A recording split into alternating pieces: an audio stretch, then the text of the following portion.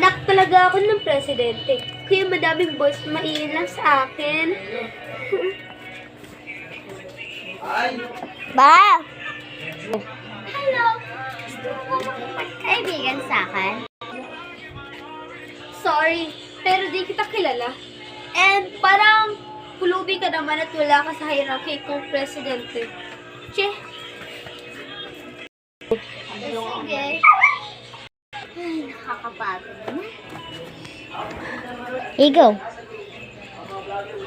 Oh my gosh, syempre bahay mo? Hindi ko pala alam ha. At ba't nandyan ka sa hagdan namin? Umalis ka, pulubi ka, dyan ka pa tira-tira. Alis ka dyan.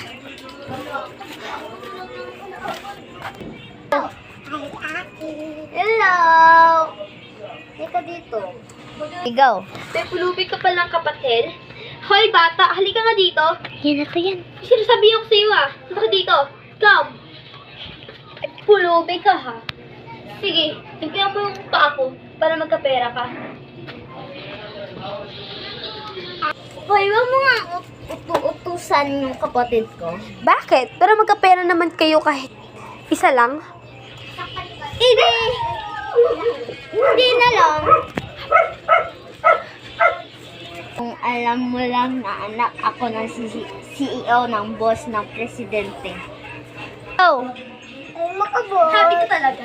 Binigyan kasi ako ng $1 million ng daddy ko. At kapalit niya sa Pilipinas, pili na akong makabili ng maraming pera, Gucci, brands of bags, like brand new. Alam ko, yung pulubi, walang pera na katulad doon. Katulad ng kapatid niya.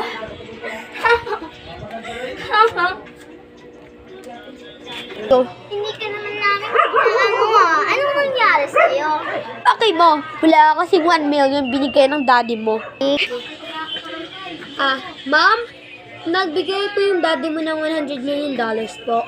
Sa Gcash na lang po. Thank you. Go. Hindi pwede yan. Hindi pwede yan. Hindi.